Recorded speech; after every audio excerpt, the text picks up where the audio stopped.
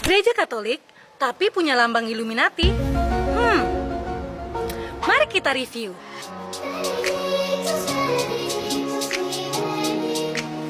Halo Sobat Berkat, selamat datang di Gereja Santo Yosef Riang Kemie.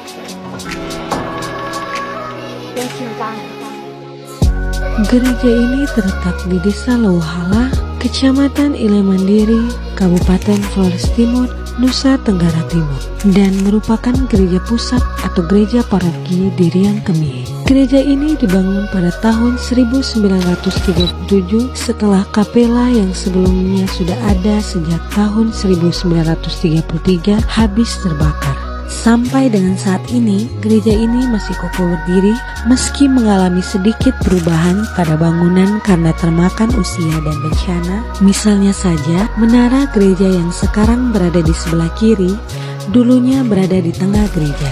Namun, karena gempa pada tahun 1992 sehingga menyebabkan keruntuhan pada menara gereja tersebut. Gereja ini memiliki 3 pintu utama. Saat memasuki pintu gereja, kita akan langsung memandang salib Yesus yang ada di belakang altar. Salib yang dihiasi dengan lukisan cahaya menambah kesan sakral dan agung pada area panti imam. Pada jendela gereja terdapat gambar-gambar kudus, terkhususnya gambar perhentian jalan salib.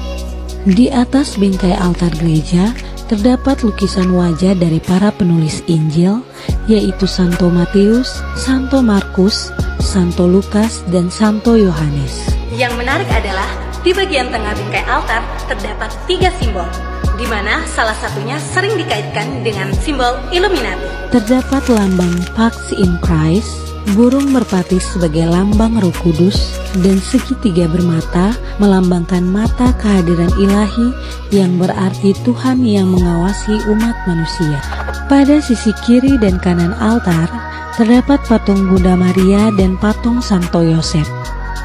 Yang menarik lagi adalah patung Santo Yosef dibaluti dengan kain tenun khas Riang Kemie.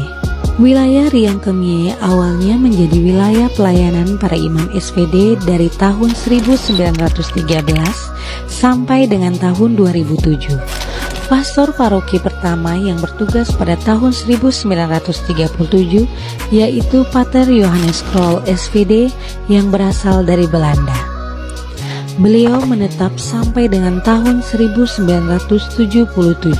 Beliau menjadi tokoh kesayangan umat Riang Kemie karena menyatu bersama masyarakat adat dan umat dalam berbagai kegiatan. Beliau mempelajari terkait bahasa dan budaya masyarakat Riang Kemie. Hal ini tertuang dalam tulisan bahasa daerah yang terdapat pada dinding luar gereja yang menggambarkan Allah yang Maha Besar dan Maha Kuasa.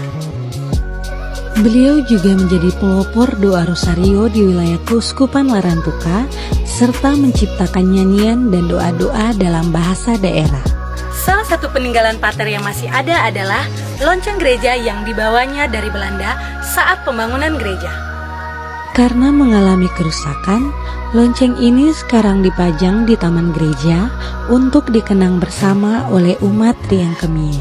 Semenjak tahun 2014, Gereja Riang Kemie ditangani oleh Imam Projo, dan sampai saat ini Gereja Santo Yosef sudah menjadi pusat pelayanan bagi umat di 9 stasi dengan kurang lebih 90-an KBG dan 1.900-an umat di wilayah paroki Riang Kemie bersama dengan Romo Andi Fernandes PR dan Romo Benyamin Daud Apelabi PR.